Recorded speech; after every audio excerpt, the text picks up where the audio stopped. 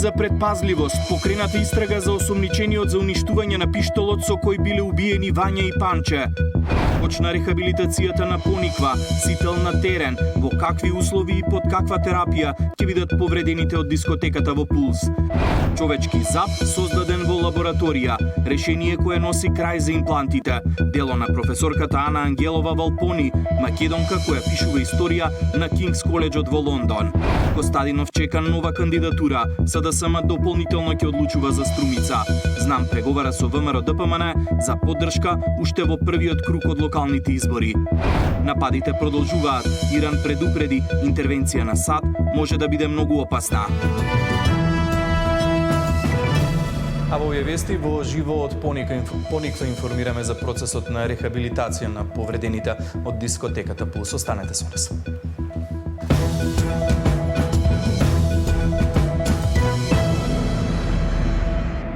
Обвинителството покрена истрага за помошникот на Палчо, кој според тврдењето на вчерашните завршни зборови во судот го уништил пиштолот со кој биле убиени Вања и Панче. Издадени се наредби за претреси, а за приведениот по барање на обвинителството судот му го одзема пасошот. Од обвинителството не откриваат каков исказ дал осомничениот по приведувањето, но информираат дека оваа постапка ќе се води посебно и нема да влијае на судскиот процес за двојното убиство, за кој пресуда веќе е најавена за во среда. Зоран Јаневски ги има деталите. Лицето Зоран Давидков, кое беше посочено дека го сокрило оружјето со кое биле извршени убиствата на Вања и Панче, е под истрага за помагање на двете злосторства. Неговото име вчера во својот завршен збор го откри обвинетиот Велибор Манев, а по барање на обвинителството беше веднаш уапсен. По наредба најавен обвинител, едно лице е лишено од слобода и против него е поведена истрага за помагање на сторител по извршено кривично дело. Согласно исказот на еден од обвинетите, сега осомничениот помогнал со прикривање на орудијата со кои се извршени кривичните дела. Со тоа им помогнал на обвинетите да не бидат откриени. Обвинителството не открива дали осомничениот ја потврдил изјавата на Манев дека го сокрил оружјето, но за проверка на таквите наводи биле обезбедени судски наредби со кои биле извршени претреси на две локации. Според обвинителството се преземале и други истражни дејствија. Додека трае истрагата, пак Давидков, кој беше посочен од Манев, добил задолжение од судија на претходна постапка повремено да се јавува во судот, а одземен му е и пасошот. Како што велат од обвинителството, тоа го побарале со цел обезбедување на осомничениот до целосно завршување на постапката. Оттаму појаснуваат дека истрагата нема да влијае врз судскиот случај кој е во завршница, а пресудата е веќе најавена за во среда. Истрагата против ова лице представува посебен предмет кој не влијае на судската постапка за двете грабнувања и убиства која е во завршна фаза и во рамките на која јавното обвинителство го подкрепи обвинението со голем број вербални и материјални докази за сторените дела. Велибор Манев вчера во судницата рече дека Љупчо Палевски му се јавил од турската граница и побарал да му се јави на Давидков да го отстрани ранецот во кој се наоѓале оружјето и моторолите кои се користеле во грабнувањата и убиствата на Вања и Панче. И на почеток од судскиот процес, Манев рече дека постои лице кое помогнало во сокривање на тој ранец, ама тогаш не го откри неговото име. Вчера рече дека е вработен во Народната банка и член на партијата Десна. Зоран Јаневски, Сител телевизија. По направениот стручен надзор во болницата во Кавадарци, стручна комисија констатирала дека сите постапки биле навремено и уредно извршени.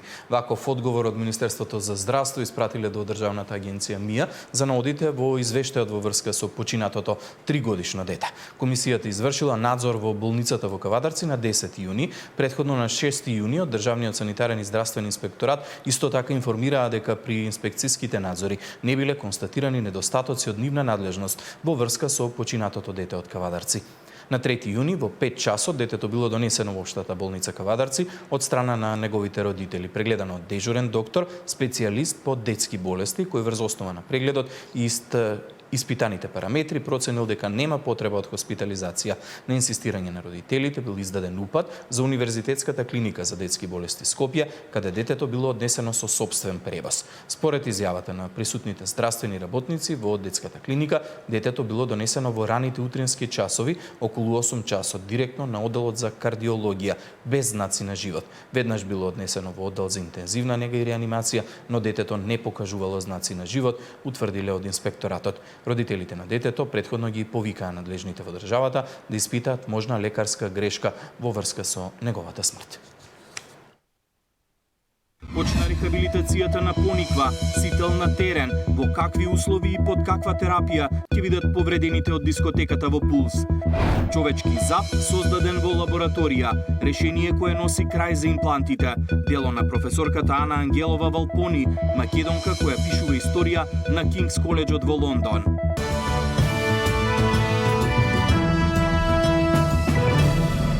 Првата група од 46 повредени во дискотеката Пулс во Кочани утрово замина на рехабилитација на Пониква. Сместени се во одморалиштето на МВР, а каква терапија ќе добијат во овие вести во живо, дознаваме од колегата Даниел Васивелев, го имаме во живо токму од Пониква. Даниел, го помина денот таму, што можеше да видиш, како ќе се одвива овој процес на рехабилитација?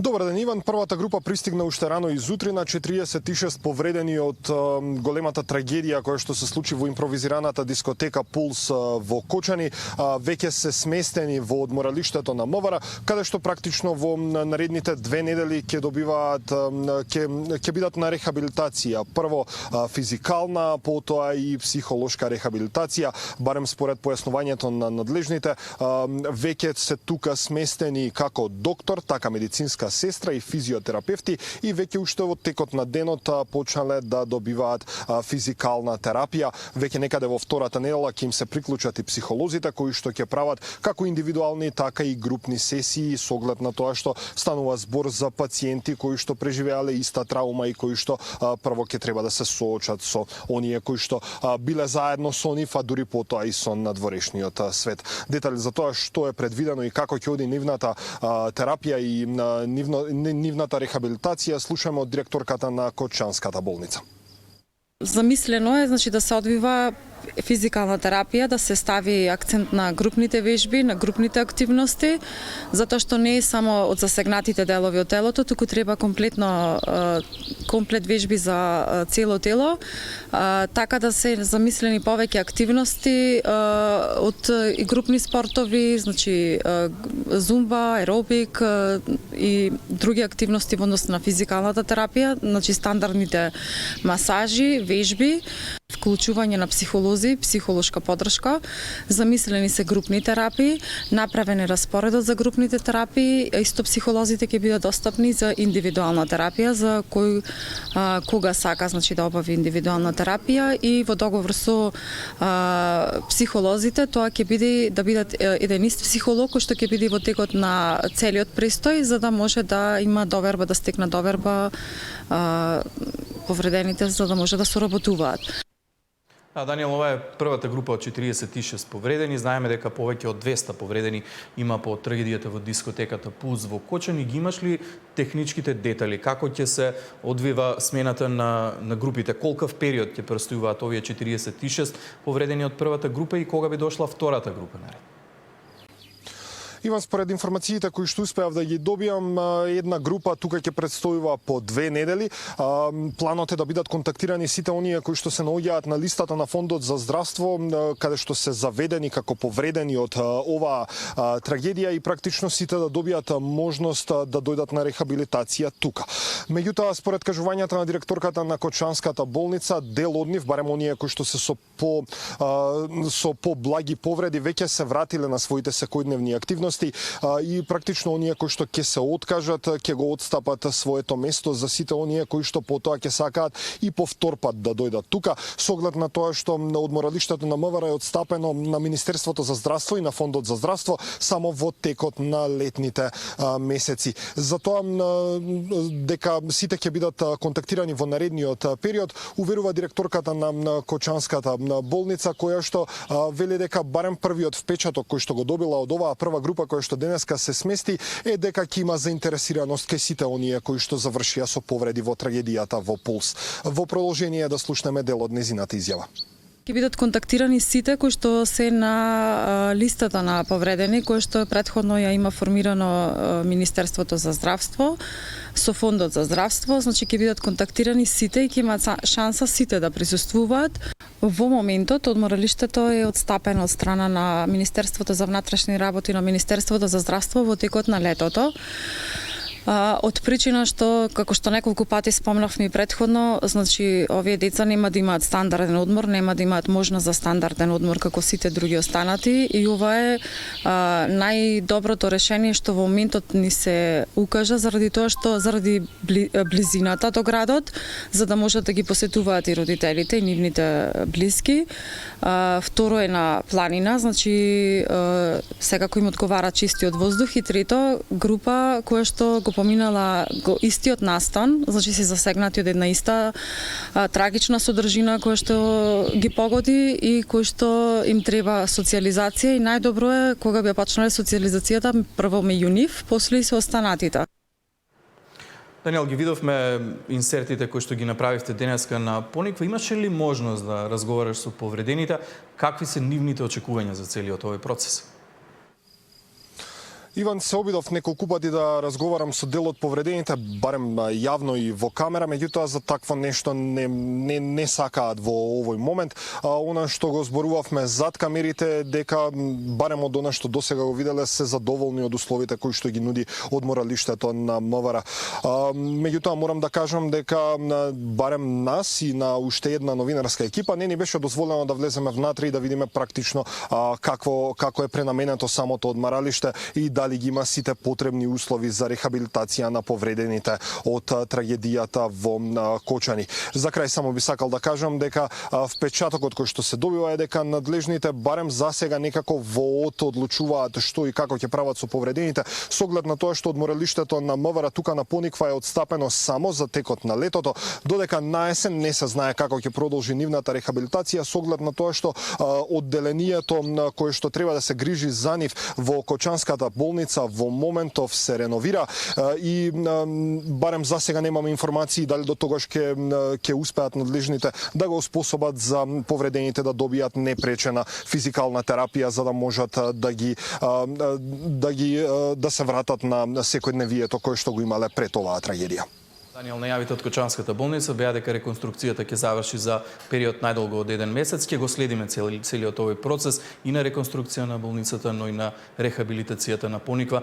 Ти благодарам за целниот градоначалник на Струмица Костадин Костадинов не беше меѓу 19 имиња кои синоќа ги објави лидерот на СДСМ Венко Филипче како прв избор за учество на локалните избори.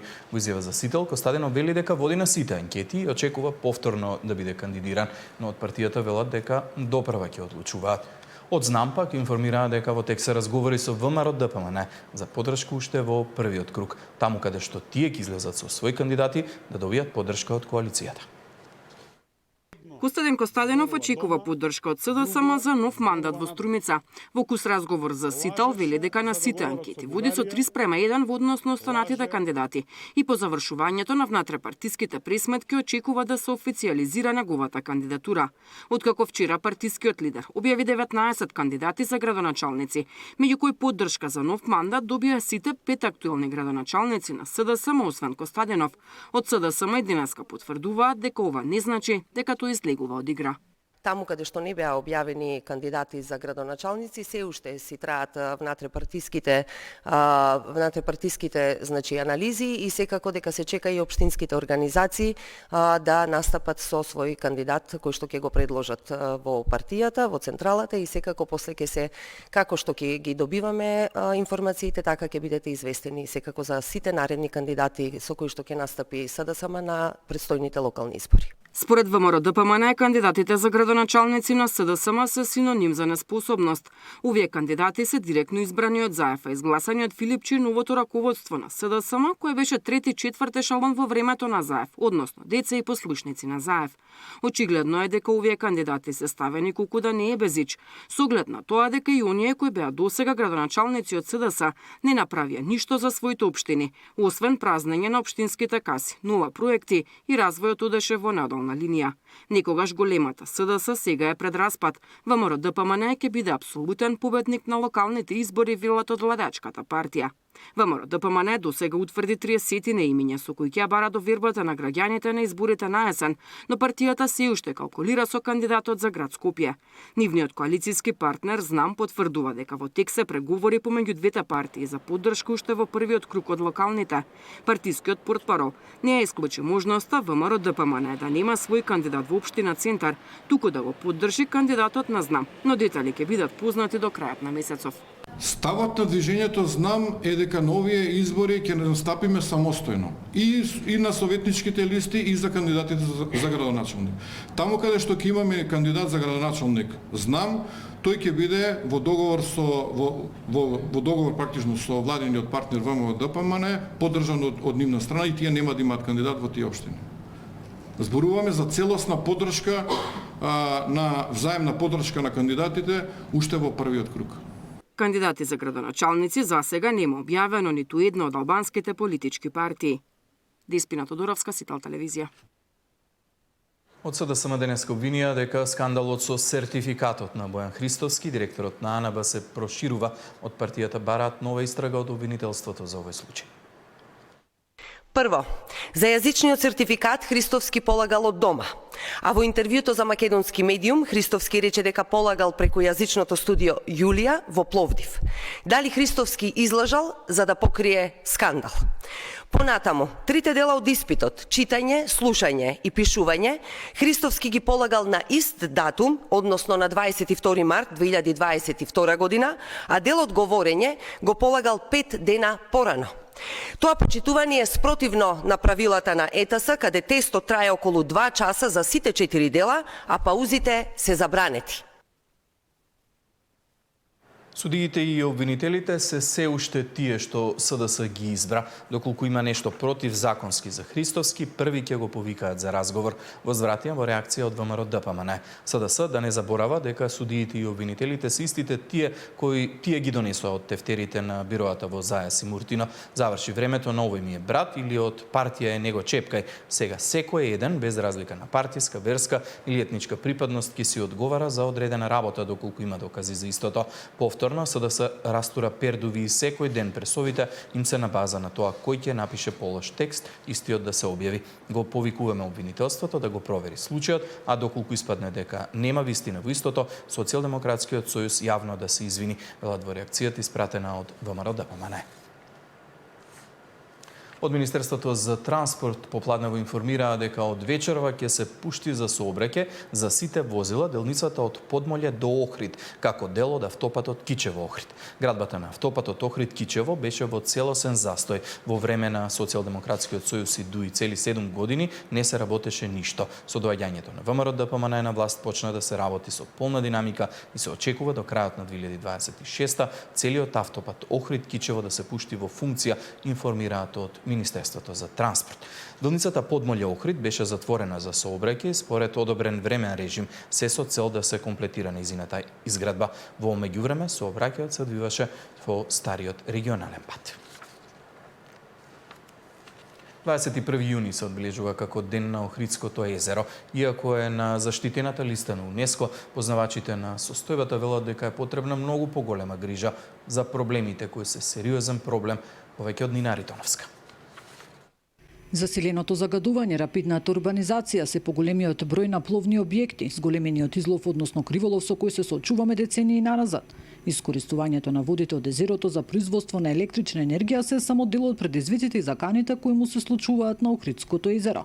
Експертите со порака на одбележувањето на денот на езерото дека сето тоа мора да биде запрено. Тоа свесни сме дека постојат премногу предизвици и премногу закани кои што му се случуваат на езерото, почнувајќи од засилена еутрофикација, односно зголемен внес на нутриенти во езерото, преку да наброиме нерешавање на проблемите со колекторскиот систем, разни диви испусти кои што екзистираат на брегот на езерото. Исто така морам да ја спомнам рапидната урбанизација на брегот на езерото, изградба интензивна на сместувачки капацитети со тоа што се врши деградација на живеалишта на голем број растителни и животински видови. Тука е секако, како што пред малку напомнав, искористувањето на езерото за производство на електрична енергија, која и то како влијае врз водостојот на езерото. Иако Охридското езеро има посебна моќ за самозаштита и самопрочистување, сепак климатските промени негативно влијаат. Само една корелација ќе направам. Ако кај рибите за секој 1 степен зголемена температура во водната средина се зголемува метаболизмот за 10%, тогаш знаеме колкаво е големо влијанието. Да го чуваме езерото за идните генерации, да направиме се што е во наша моќ. Следниот период можеме да приметиме на една појава која што драстично се одразува нарочито во делот на водите, односно нагло зголемување на количините на врнежи и долг сушен период во одредени периоди, што исто влијае и на нивото на Охридското езеро. Охридското езеро е ставено на листата на УНЕСКО бидејќи исполнило поголем број на критериуми за да биде прогласено за светско и природно културно наследство. Но добрите познавачи се децидни дека потребна е поголема заштита. Нина Ритоновска, Сител телевизија. Со 24 часовна стражарска служба, јавното предпријатие ИСР Штип ќе се обиде да спречи неовластено влегување и палење на градската депонија. Јавното предпријатие ИСР Штип воведе 24 часовна стражарска служба на градската депонија Трештена скала. На овој начин ќе се спречи неовластеното влегување на поединци кои го палат отпадот за полесно да го соберат старото железо, но при тоа прават огромна штета пред се во делот на аерозагадувањето на градот. Нашите вработени секојдневно се соочуваат со закани по својот живот од луѓе кои неовластено влегуваат заради свој претпоставувам финансиска корист, влегуваат во градската депонија и прават штета на истата. Најчесто тие ја палат, со што последици трпат сите граѓани. Палењето на депонијата е децениски проблем за Штипјани. Во текот на годината во просек има по 20 подметнати пожари, кои поради несоодветната механизација не можело целосно да бидат изгаснати. Дополнителен проблем е одлагањето на отпад пред депонијата од страна на несовесни граѓани. Јавното предпријатие набави специализирано возило булдожер гасеничар, кое што во целост ќе стои на располагање за уредување и тековно одржување на градската депонија. На Трештена скала месечно се депонираат 12.000 метри кубни отпад или околу 150.000 метри кубни годишно. За Сител, Трајан Ристовски. Државата им понудила на земјоделците да ги плати трошоците за складирање на јачменот се до постигнување подобра цена. Земјоделците не се задоволни од понудената откупна цена за јачменот од 9,5 денари по килограм. Велат дека јачменот според нив не треба да биде помалку од 13 денари.